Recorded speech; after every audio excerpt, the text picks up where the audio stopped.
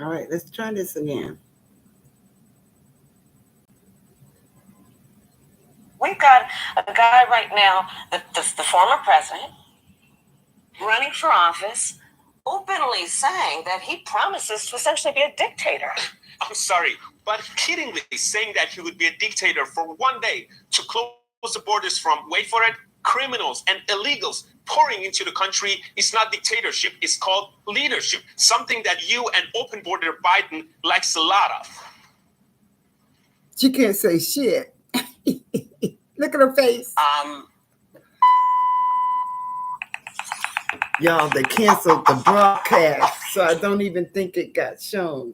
Now, I asked him to send me some news footage of the news outside of America. See, America don't want you to know this. So I doubted that ever got aired on Oprah Winfrey because she did not even know what to say. So here's another video he sent me.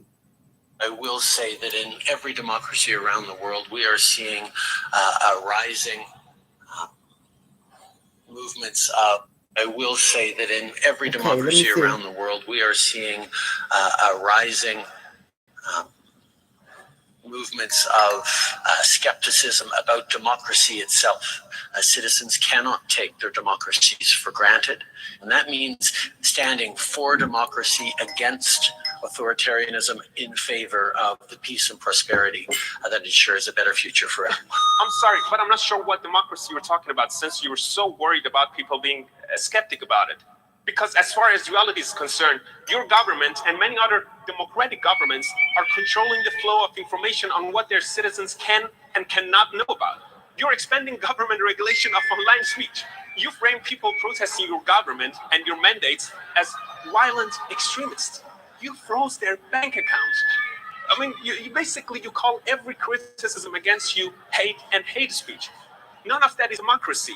That's authoritarianism 101. So again, I'm not sure what the fuck you're talking about. Oh, shoot. Okay, there's another one that's canceled. Bear with me, y'all. I'm going to get them all to you. And so yesterday, I stood on this stage and said some things that I should not have said.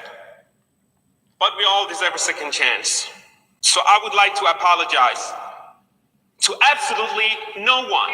None of you were elected to show us how we should live our lives. All of you motherfuckers took your private jets to show up to this meeting, so don't lecture us about the environment.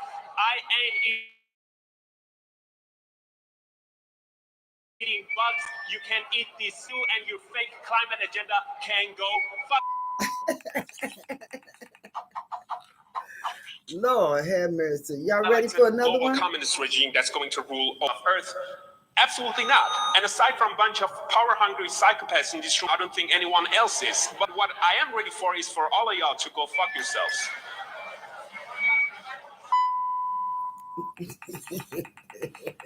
Ready for more? When the president got into the White House, we all know that the economy was at a tailspin, and the president came in and had to fix that. When the president got into the White House, we all know that the economy was at a tailspin, and the president came in and had to fix that because obviously the last administration did not have a comprehensive plan, and so we had to come in and do that. So what the president has done to make sure that the economy gets back on its feet, and gas by $1.77 since its peak. Remember, Putin's war caused gas prices to go up. Catherine, and you said a lot of nonsense accompanied with persuasive hand gestures to appear credible. So let's go through this one by one. 90% of the jobs that Biden created were jobs recovered from the pandemic. The economy is not even close to where it was under Trump. Gas prices rose before the Ukraine war, thanks to Biden restricting domestic energy production. Then y'all went on a Putin price hike to mislead the people. So Biden didn't fix anything. And I'm glad this is not a White House press conference and you can't just get away with the bullshit you just spewed. Please stop, y'all, for a minute. Okay, let me check my volume on my phone again. It's up there, so I have no explanation as to why, but I'm going to keep on.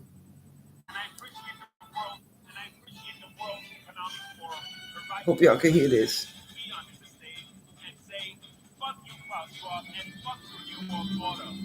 the people were born free, we will stay free, and you and all of the global friendly. You people getting up and walking off the stage.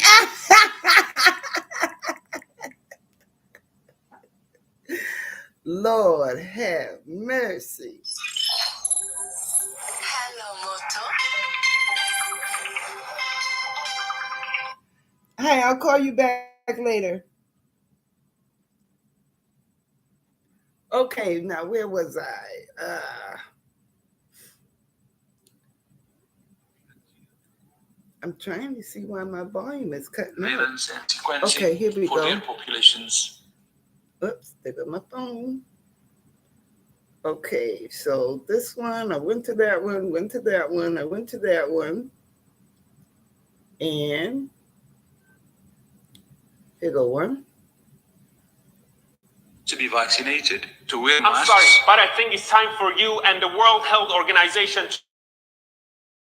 to tell the people that COVID came from a Chinese lab. Tell them that you're hiding it from the people. Tell them what you're working on. Disease X, what is that about? Tell them that a corrupt big pharma doesn't care about people's health. They only care about selling the fat. Is this shocking? This is what America doesn't share with us.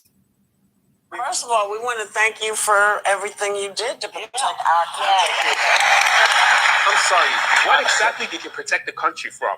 Of course, there were some bad apples, yet the security footage shows that they literally opened the door and let everyone in. No one had any weapons, and it looked like a guided tour. And let's not forget that the only person who died that day was Ashley Babbitt, who was shot and killed by the Capitol Police. So please, help me understand, what exactly did he save the country from? I wrote a book. Beep, they cut the sound. We have to go to break. Yeah, we got to go to break. Okay. Okay, let's go on. Whoops. Let's go on. Do women really need something? So there's this clip going viral online of a dozen women being asked the following question: do we need men? So there's this clip going viral online of a dozen women being asked the following question: do we need men? Most answered very quickly, no. So why do you think that is? Because men are useless. Broadly speaking, I feel like men have proven largely useless. I think in the political moment. I mean, and by the way, I want to differentiate between straight men and gay men, because I think I would die without gay men. Excuse me, the ABC network, which is hosting this show, would have canceled the show if it were a panel of men saying that women are useless. I see the producer right there. I wonder what you think about this one. Y'all would have called them misogynists, and the media would have destroyed the lives of those men. That's something to reflect on. And aside from that, everything you just said were emotional responses, but that's to be expected from a low IQ panel. Ooh, woo!